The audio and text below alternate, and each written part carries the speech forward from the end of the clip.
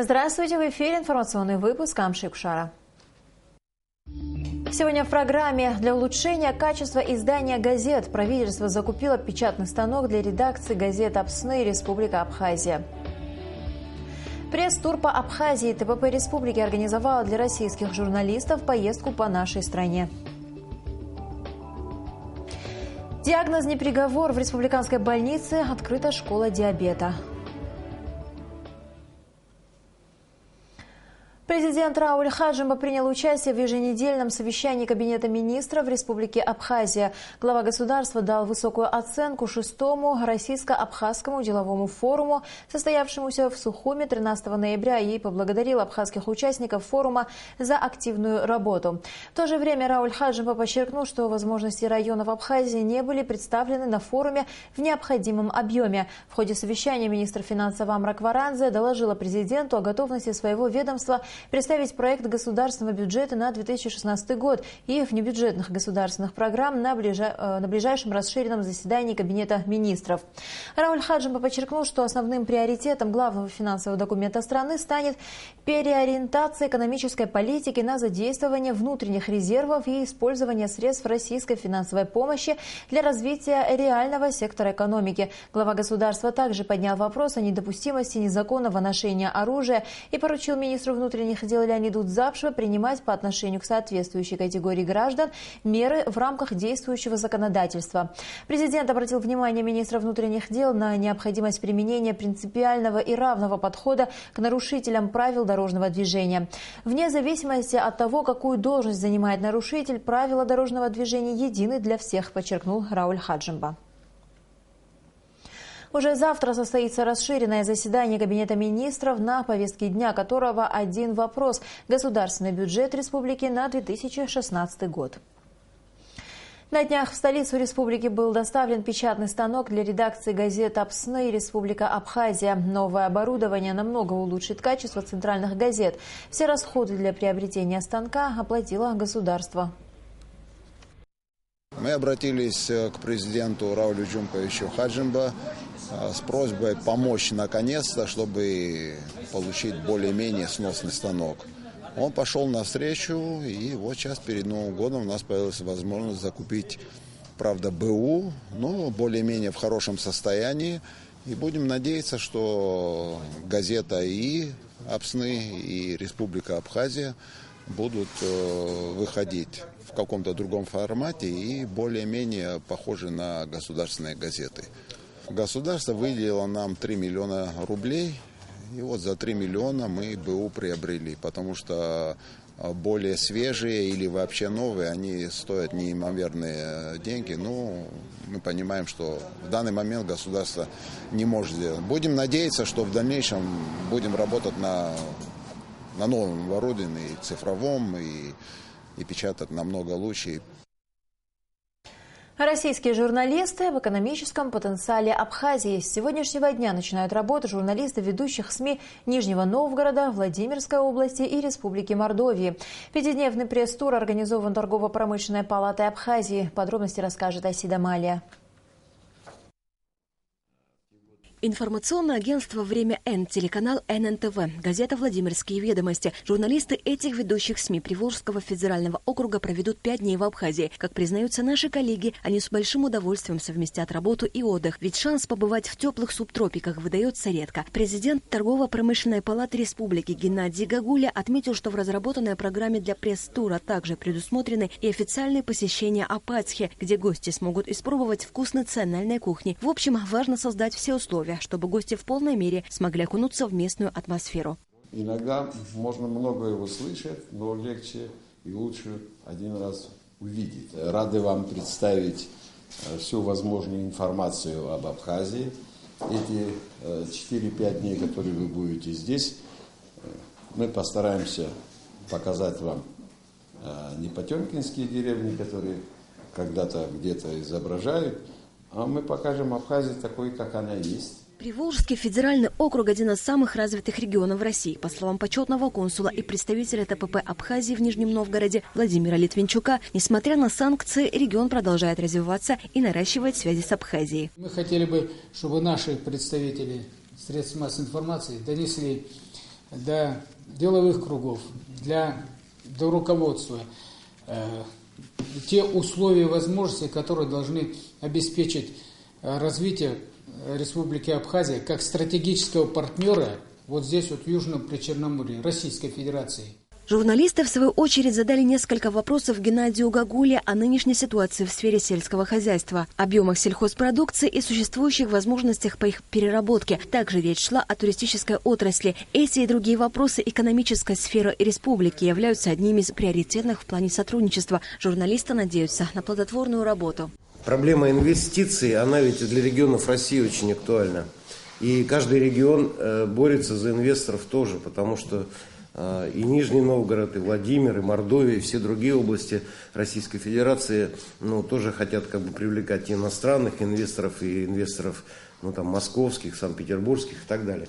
Но вот я абсолютно согласен с президентом Торгово-промышленной палаты, что наша задача проинформировать бизнес-сообщество в тех возможностях, которые даже люди и не знают на самом деле. И если кто-то у нас прочитает эти заметки наши и придет ему в голову, так сказать, бизнес-идея развиваться здесь, это будет уже дело, ради которого вообще стоило все это дело замышлять. Таким образом, до 20 ноября журналисты Приволжского федерального округа посетят гостиницу Сухума Гагры 500 Нового Афона, побывают на излюбленных туристами достопримечательностях Абхазии. Также у журналистов будет возможность посетить производственные предприятия. Затем в своих статьях и репортажах они расскажут и покажут читателям и телезрителям увиденное в Абхазии. Асида Мали, Алексей Агухова, Абхазское телевидение. Сахарный диабет, по наблюдениям абхазских врачей, занимает 3-е место среди самых распространенных болезней в нашей республике после бронхолегочных и сердечно-сосудистых заболеваний. Болезнь может привести к тяжелым осложнениям и, как правило, ранней инвалидности.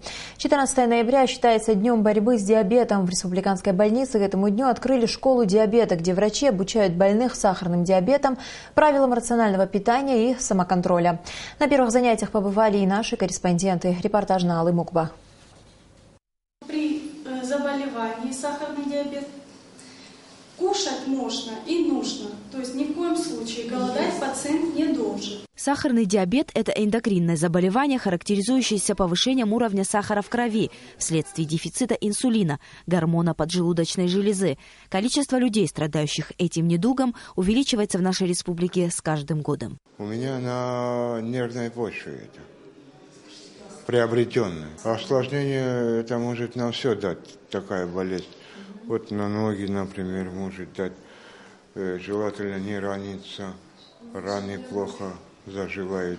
Причинами возникновения заболевания могут быть сбой иммунной системы, ожирение и наследственность. Таким больным, помимо препаратов, снижающих уровень сахара в крови, необходимо ежедневно вводить инсулин.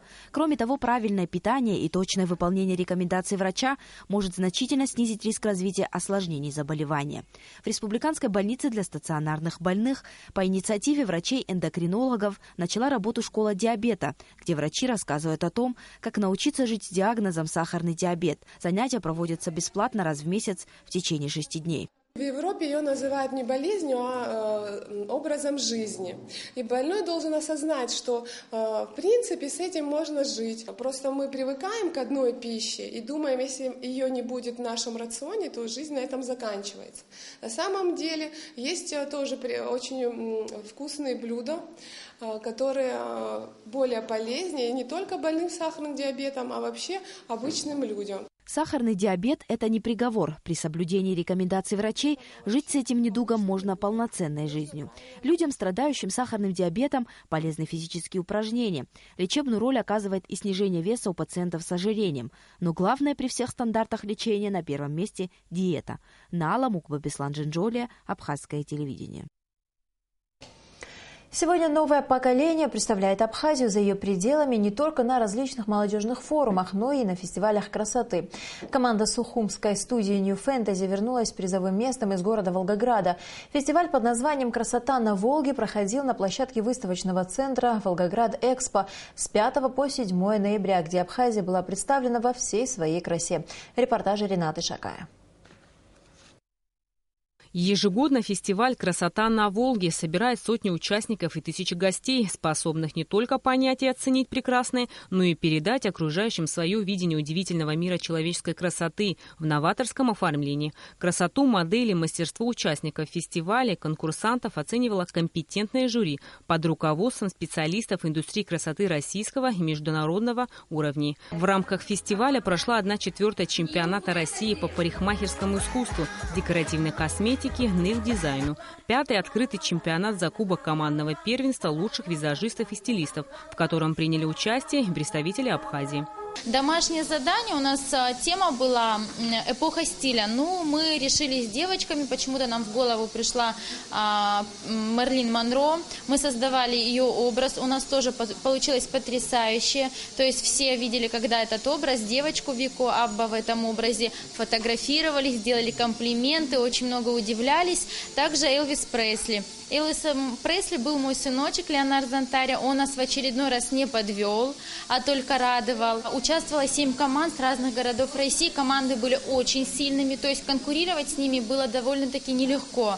Но мы справились. Хочу сказать, что девочки, команда большие молодцы, так как привезли кубок, это призовое место. Абхазию принимают очень тепло, о нас говорят. Жюри не только в России, да, а жюри мирового уровня, которые выезжают в разные страны, да, и представляют точно так же Россию.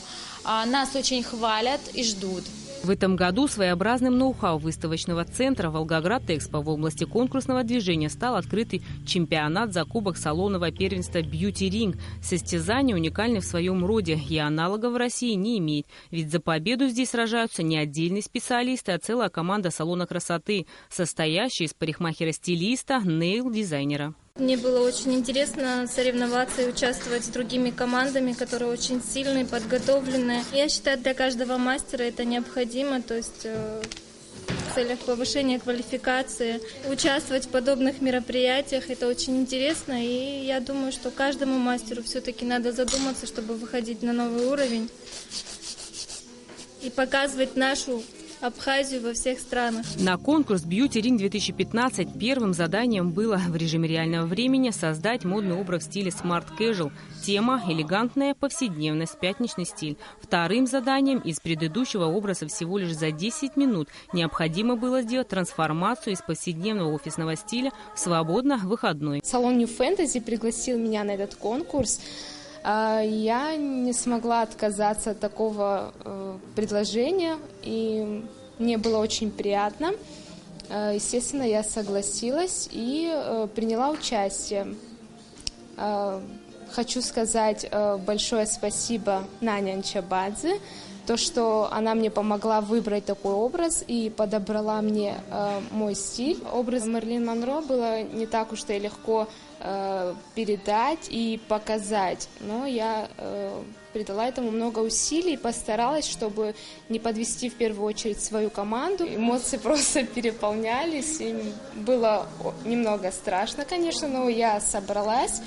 И все прошло удачно. За годы своего развития проект вырос до уровня всероссийского фестиваля «Красота на Волге», добился официального признания международного сообщества специалистов. По итогам 5-го открытого чемпионата командного первенства «Бьюти Ринг» первое и второе место между собой разделили представители салонов красоты Волгограда. Ну а 3-е призовое место по праву завоевала команда New Fantasy. Как отметила Нана Анчабадзе, ее команда и в дальнейшем планирует участвовать в различных международных конкурсах красоты и представлять на них Абхазию. Рената Шакая, Саида Гухава, Абхазское телевидение. Сейчас сообщение Нацбанка о курсах иностранных валют. Доллар США 66 рублей 46 копеек, евро 71 рубль 40 копеек. И в завершении выпуска о погоде.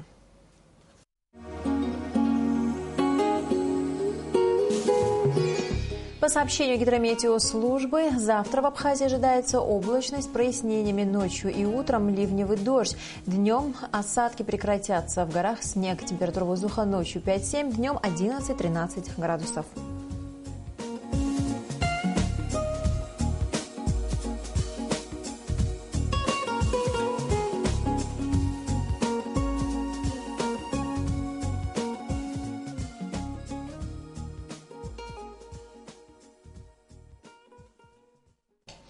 На этом наш выпуск завершен. Всего вам доброго.